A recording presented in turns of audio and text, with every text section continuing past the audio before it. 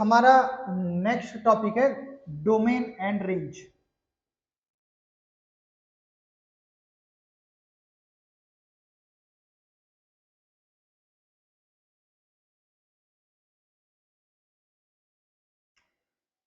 Okay, तो इसको पहले हम थोड़ा सा समझेंगे। मान लेते हैं मैं कोई एक फंक्शन लिखता हूं y is equal to sine x. ठीक है, ये एक हमारे पास फंक्शन है। अगर मैं यहाँ पर x की कोई वैल्यू पुट करता हूं तो मुझे मिलेगी y की value.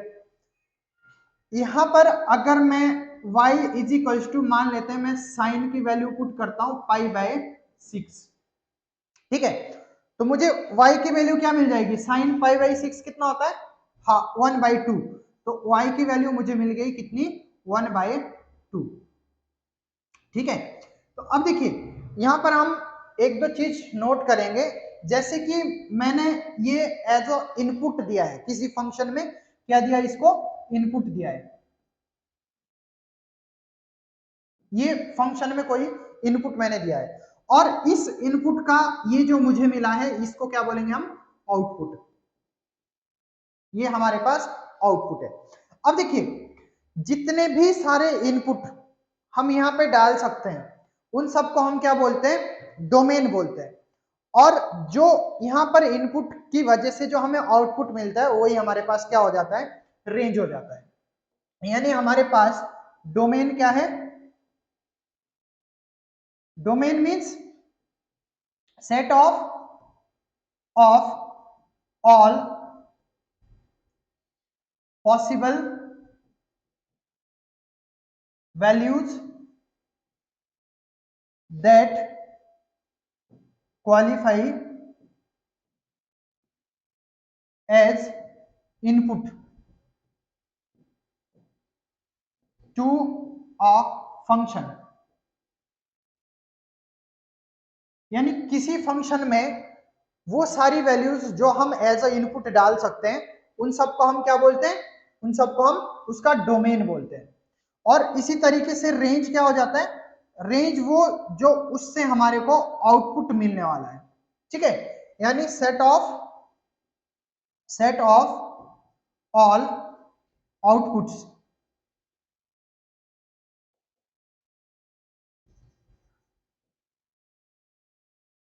Of a function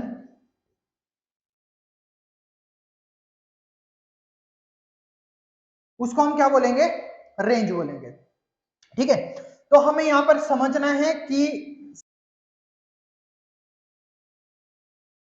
okay हमारे पास फंक्शन क्या है, फंक्शन है हमारे पास,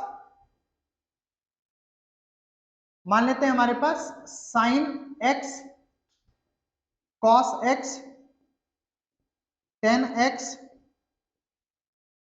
कॉट एक्स, कॉसेक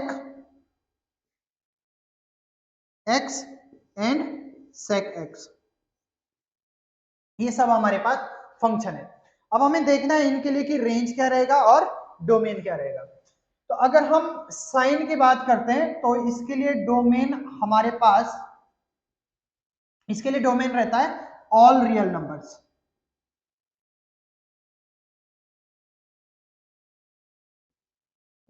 ठीक है, हमने जब इनकी वैल्यूज देखी थी तो हमने देखा था कि साइन जो है वो किसी भी इनपुट पे ऐसा नहीं है कि नॉट डिफाइंड आता हो। यानी अगर साइन की कोई भी किसी भी पॉसिबल वैल्यू पे इनपुट पे साइन अगर डिफाइंड है, चाहे वो 0 है, चाहे वो 1 है, चाहे कुछ भी पॉइंट में वैल्यू आती है, तो उसको हम क्या करेंगे, एज अ इनपुट हम कंसीडर करेंगे। तो इसमें हम कोई भी रियल नंबर जो है एज अ इनपुट डाल सकते हैं। उसी तरीके से हमारे पास कॉस में भी क्या रहेगा, ऑल रियल नंबर्स। ठीक है, और इसका हमें आउटपुट क्या मिला था, यानी रेंज। अगर हम यहां पर साइन की कुछ भी वैल्यू पुट करेंगे तो हमें जो आउटपुट मिलेगा वो -1 से 1 के बीच में ही मिलेगा। तो इसका रेंज क्या हो जाएगा, हमारे पास रेंज हो जाएगा -1 इज लेस देन और equal to sine x is less than और इक्वल टू 1। यानी ये किसके बीच में रहने वाला है, -1 से 1 के बीच में। तो मैक्सिमम पॉसिबल वैल्यू इसकी कितनी है, +1, और मिनिमम पॉसिबल वैल्यू इसकी कितनी है, -1। सेम हमारे पास cos x के लिए भी क्या रहेगी, -1 इज लेस देन और equal to cos x is less than और इक्वल टू 1। यानी हमारे पास इसमें कोई भी हम रियल नंबर यहाँ पे पुट करें तो हमारे पास जो पॉसिबल आउटकम है वो इसके बीच में ही रहेगा। तो इसकी भी मिनिमम वैल्यू कितनी रहेगी, -1, और मैक्सिमम वैल्यू कितनी रहेगी, +1। अब बात करते हैं हम 10x की। तो इसके लिए हमारे पास कौन कौन सी वैल्यूज हम इसमें एज अ इनपुट ले सकते हैं। मैंने आपको बताया था कि 10x जो है वो 90 डिग्री पे नॉट डिफाइंड होता है, यानी हम इसमें 90 डिग्री एज अ इनपुट नहीं ले सकते, बाकी सब हम इसमें एज अ इनपुट ले सकते हैं। तो अब देखिए यहां पर हमारे पास 10x की जो वैल्यू रहेगी that is all real number,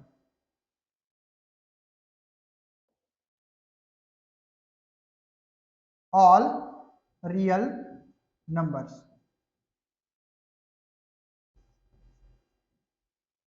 accept कौन कौन सी वैल्यूज, जो भी वैल्यूज हमारे पास इस पॉइंट पे आती है, मान लेते हैं यहां पर हमारे पास इस पॉइंट पे जो भी वैल्यूज हमारे पास आएगी, ठीक है, और इस पॉइंट पे जो वैल्यूज हमारे पास आएगी उस पे क्या रहेगा, ये नॉट डिफाइंड रहेगा, ठीक है। तो अब देखिए हमारे पास इसका, इसको हम लिख सकते हैं एक्सेप्ट 2n+1 इंटू π/2, यानी इन सभी वैल्यूज पे हमारे पास जो 10x है वो क्या रहेगा, नॉट डिफाइंड रहेगा। अगर मैं यहाँ पे n की वैल्यू जो है, n क्या हो सकता है यहाँ पे, n is equals to 0, 1, 2 and so on.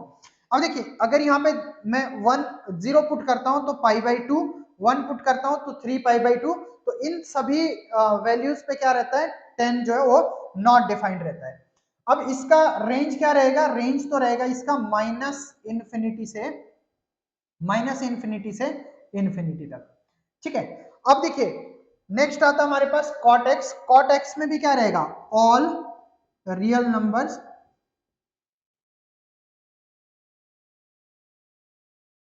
और एक्सेप्ट वो सारे नंबर्स जिसपे cot x नॉट डिफाइंड आता है। और मैंने आपको बताया था कि cot x कहां पे नॉट डिफाइंड आता है, 0 पे, पाई पे, ठीक है, 2 पाई पे, 3 पाई पे, तो ये सारे एक्सेप्ट n पाई, और यहाँ पे n क्या हो जाएगा, n is equal to 0, 1, 2 and so on. तो इन सब नंबर पे क्या रहेगा, ये नॉट डिफाइंड रहेगा, और हमारे पास इसका भी रेंज क्या रहेगा, -इन्फिनिटी से इन्फिनिटी तक रहेगा। अब नेक्स्ट देखिए हमारे पास cosec x, cosec x में क्या रहेगा, cosec x का मैंने आपको बताया था कि cosec x भी इन सब नंबर पे क्या रहता है, नॉट डिफाइंड रहता है, ठीक है, क्योंकि क्या होता है 1 आपके पास 1/sin होता है, ठीक है। तो ये क्या रहेगा हमारे पास, all real numbers, all real numbers except ये सारे नंबर्स, ठीक है, sorry except n pi, except n pi, ठीक है। इन सब पे ये क्या रहेगा, नॉट डिफाइंड रहेगा। और इसका रेंज क्या रहेगा, अब देखो रेंज इसका रहेगा all real numbers, all real numbers accept -1 से 1 तक, ठीक है, -1 से 1, इन सब पे ये क्या रहेगा, नॉट डिफाइंड रहेगा, ठीक है। अब नेक्स्ट देखिए हमारे पास नेक्स्ट sec x, तो ये भी क्या रहेगा, all real numbers accept 2n+1 π/2, ठीक है। इन सब पे ये क्या रहेगा, नॉट डिफाइंड रहेगा, और इसका भी रेंज क्या रहेगा, ऑल रियल नंबर एक्सेप्ट -1 से 1। ठीक है, ये एक लिखने का तरीका होता है इसको, यानी ये सारे रियल नंबर पे इसका आउटपुट सारे रियल नंबर हमको मिल सकते हैं एक्सेप्ट दीज टू वैल्यूज। ठीक है, ओके। अब इसमें रेंज और डोमेन आप लोगों को समझ में आ गया होगा। अब हम क्या करेंगे, इन्हीं रेंज और डोमेन का यूज करके हम ग्राफ बनाएंगे। ठीक है, इसके ग्राफ बहुत इंपॉर्टेंट है, स्पेशली अगर हम बात करते हैं साइन और कॉस के ग्राफ की, तो वो स्पेशली हमारे लिए इंपॉर्टेंट है। क्यों इंपॉर्टेंट है? क्योंकि जब आप क्लास 11th में जो अभी लोग हैं, वो जब आप ऑसिलेशन वेव वगैरह पढ़ेंगे तो उसमें इसका सबसे ज्यादा यूज होने वाला है। और क्लास 12th में जब आप एसी पढ़ेंगे और भी बहुत सारी जगह इनका यूज होता है। ठीक है, तो नेक्स्ट हम लिख लेते हैं ग्राफ्स।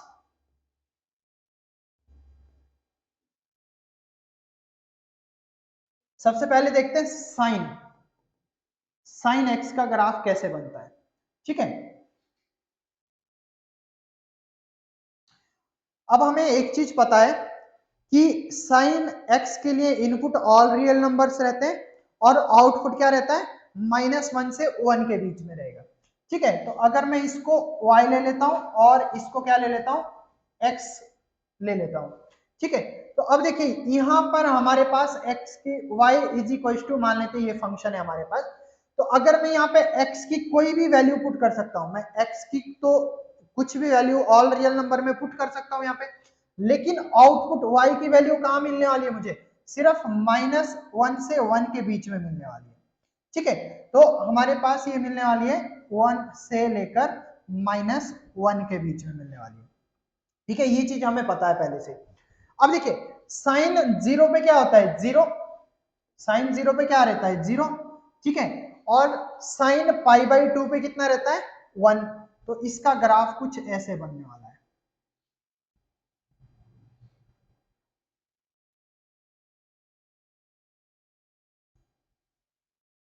ठीक है, और इसको हम पीछे भी ले सकते हैं ऐसे, नेगेटिव में भी।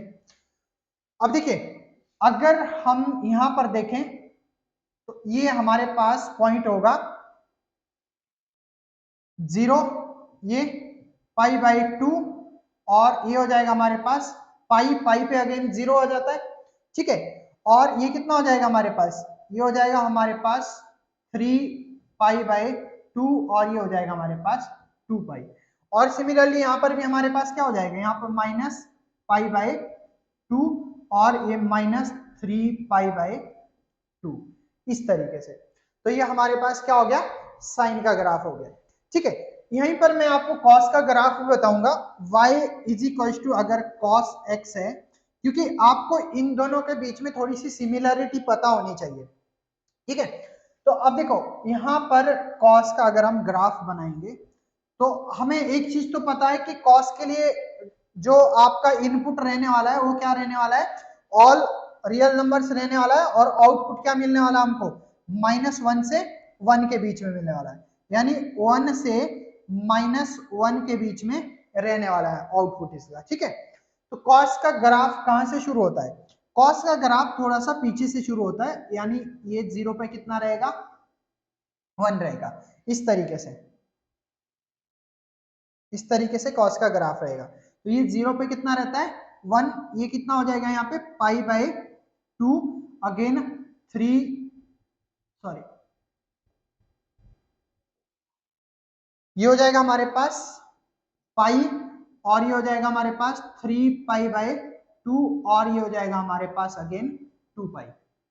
ठीक है, और यहां पर क्या आ जाएगा हमारे पास -π/2, इस तरीके से।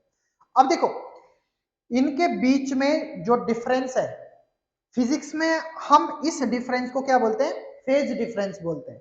ठीक है, जब आप ऑसिलेशन और वेव पढ़ेंगे तो उसमें आपको पता लगेगा कि फेज एक्चुअल में क्या होता है।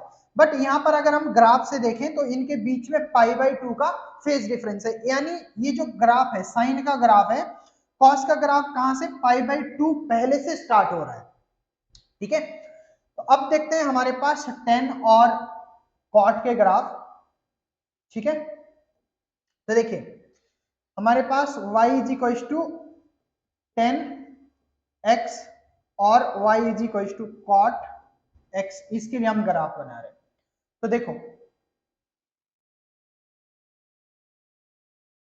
अब देखिए हमारे पास जो 10 का ग्राफ है उसमें हमारे को जो इनपुट हम दे सकते हैं वो क्या है, ऑल रियल नंबर्स है एक्सेप्ट 2n+1 पाई बाय 2। ठीक है, इसको छोड़ के हमारे पास बाकी सारे इनपुट हम इसमें दे सकते हैं। तो देखिए इसका ग्राफ कैसे बनता है, इसका ग्राफ बनता है कुछ ऐसे। ठीक है, इस तरीके से, इस तरीके से। अब देखिए यहां पर हमारे पास ये है पाई बाय 2।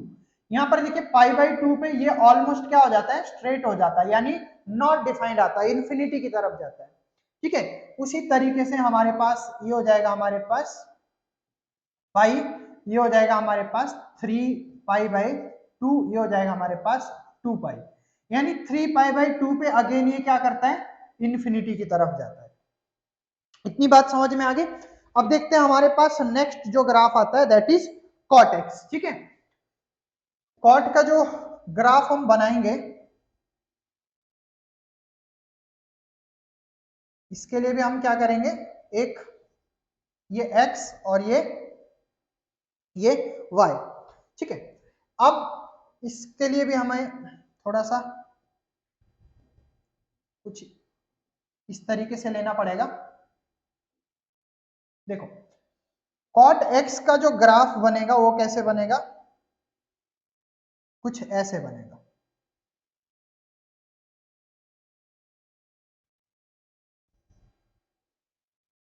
थोड़ा सा गड़बड़ हो गया, ये इस तरीके से। अब देखिए कॉट 0 पे क्या रहता है, नॉट डिफाइंड रहता है, यानी ये हमारे पास कॉट क्या हो गया 0, ये पाई बाय 2, और ये हमारे पास कितना हो गया, ये हो गया पाई, और ये हो गया हमारे पास यहाँ पे 0.33 पाई बाय 2, इस तरीके से। ठीक है, नेक्स्ट हमारे पास आता है कॉसेक और सेक का।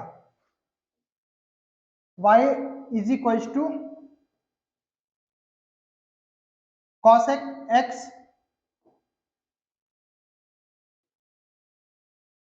And y is equal to sec x। इसका जो ग्राफ है वो हमें कैसे लेना है, इसको समझो, हमारे पास cosec होता है 1 बाय साइन एक्स और sec हमारे पास होगा 1 बाय cos x। ठीक है, अब देखिए हमारे पास साइन का उल्टा ही इसका ग्राफ हो जाएगा। देखो कैसे, ये हमारे पास है y, ये हमारे पास है x।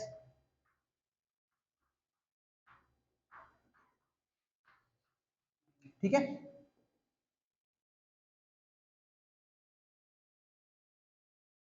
ओके देखिए ये हमारे पास ग्राफ क्या हो जाएगा, साइन का ग्राफ हमारे पास ऐसे होता है, इसका ग्राफ क्या हो जाएगा, कुछ ऐसे हो जाएगा, और यहां से ऐसे हो जाएगा, यहां से ऐसे हो जाएगा। ठीक है, इस तरीके से इसका ग्राफ हो जाएगा। सॉरी ये थोड़ा गड़बड़ हो गया, ये हमारे पास ग्राफ कुछ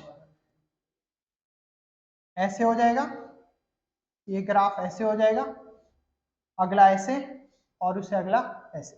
देखो ये हमारे पास हो जाएगी 1 और ये वैल्यू हो जाएगी हमारे पास -1।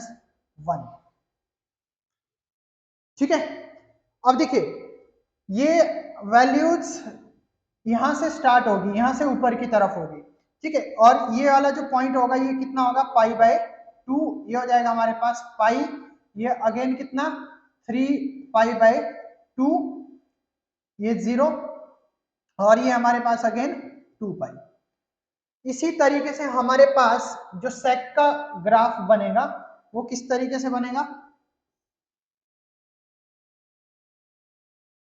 ये हमारे पास 1, ये अगेन -1, और इसका जो ग्राफ होगा हमारे पास कुछ इस तरीके से रहेगा। देखो इसका ग्राफ कुछ ऐसे रहेगा, इस तरीके से। ये 0 पे क्या रहता है 1, और ये हो जाएगा हमारे पास π/2, ये हो जाएगा हमारे पास पाई, ये 3π/2, और यहाँ पर क्या हो जाएगा हमारे पास -π/2। इस तरीके से हमारे पास ये सारे के ग्राफ। पास ट्रिग्नोमेट्री में बहुत सारे फॉर्मूले हैं,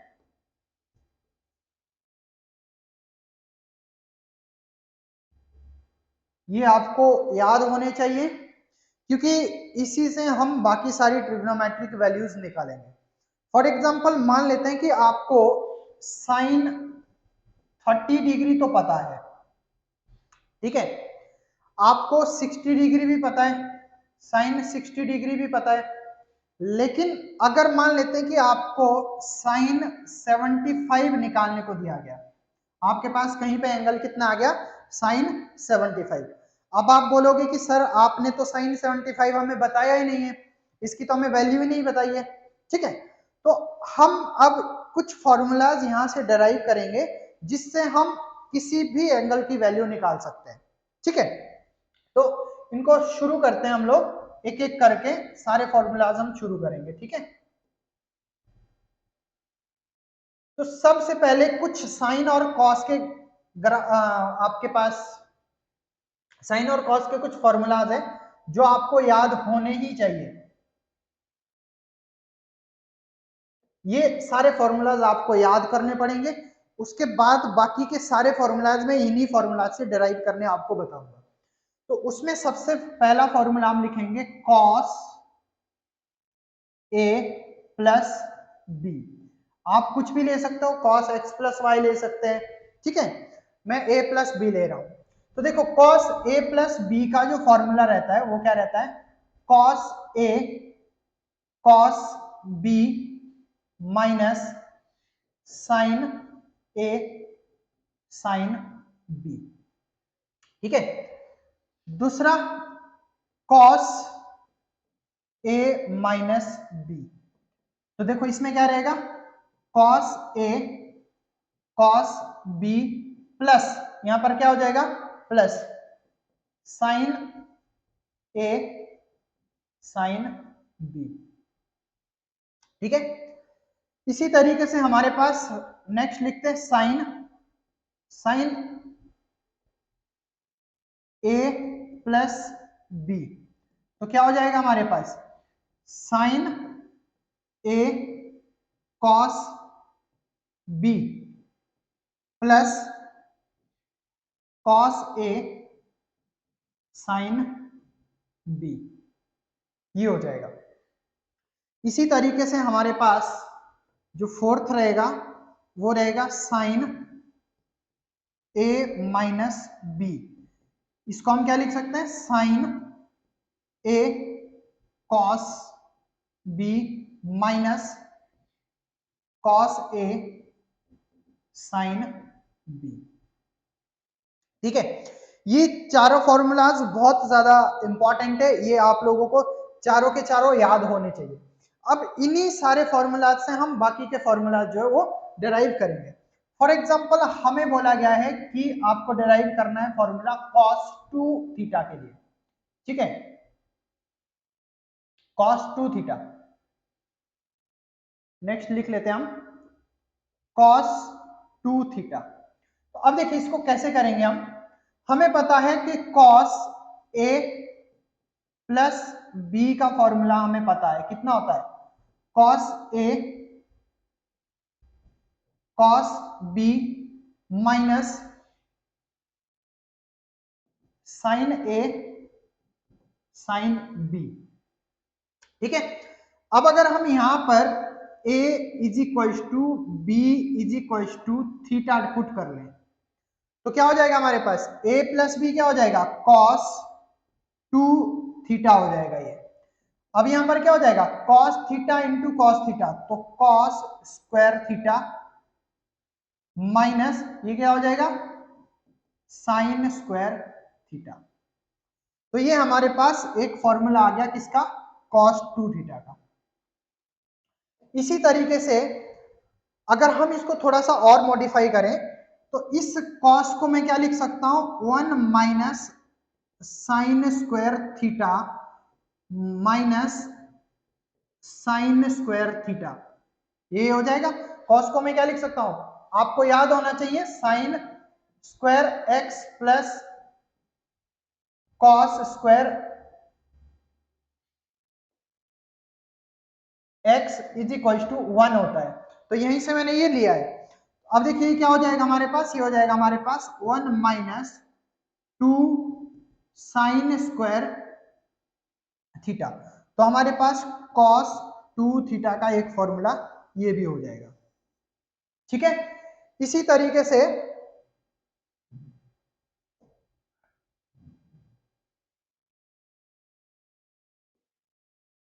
इस फॉर्मूले में देखिए हमारे पास cos 2 theta is equal to, यहां पर मैं क्या लिख सकता हूं, 1 माइनस कॉस स्क्वायर थीटा लिख सकता हूं। तो ये हो जाएगा हमारे पास cos square theta minus 1 minus cos square theta. Sine square theta को क्या लिख सकता हूं मैं, 1 माइनस कॉस स्क्वायर थीटा। तो यहां से हमारे पास कॉस 2 थीटा का एक और फॉर्मूला मिल जाएगा। ये क्या हो जाएगा हमारे पास, माइनस माइनस प्लस, तो 2 कॉस स्क्वायर थीटा माइनस 1, ये भी क्या हो जाएगा हमारे पास एक इसका फॉर्मूला हो जाएगा। ठीक है, उसी तरीके से हमारे पास अगर हमारे पास है cos 2 theta is equal to, क्या लिखा था हमने, cos square theta minus sine square theta. अब देखिए अगर मैं इसको डिवाइड कर दूं 1 से, तो 1 को मैं क्या लिख सकता हूं, 1 को मैं लिख सकता हूं sign square theta plus cos square theta. तो हमारे पास cos 2 थीटा हो जाएगा cos square theta minus sine square theta minus sine square theta upon cos square theta plus sign square theta, क्योंकि cos square theta plus sign square theta क्या होता है हमारे पास 1 होता है। ठीक है, तो cos 2 थीटा हमारे पास किसके बराबर हो जाएगा, इसको मैं डिवाइड कर लेता हूं cos स्क्वायर थीटा से सबको, तो ये हो जाएगा हमारे पास cos square theta upon cos square theta minus sine square theta upon cos square theta upon cos square theta upon cos square theta plus sign square theta upon cos square theta. अब देखिए हमारे पास यहां से एक और formula मिल गया cos 2 theta का, that is ये देखो cos square theta 1 minus sine square theta upon cos square theta कितना हो जाएगा, tan square theta, cos upon cos again 1 plus sine upon cos again 10 square theta. तो ये भी हमारे पास बहुत ही इंपॉर्टेंट फॉर्मूला है। तो यहां से हमने cos के अलग अलग फॉर्मूला देखे। First cos 2 theta is equal to cos square theta minus sine square theta, second cos 2 theta is equal to 1 minus sine square 2 sine square theta, third हमारे पास है cos 2 theta is equal to 2 cos square theta minus 1, fourth हमारे पास आ जाएगा 1 minus 10 square theta upon 1 plus 10 square theta.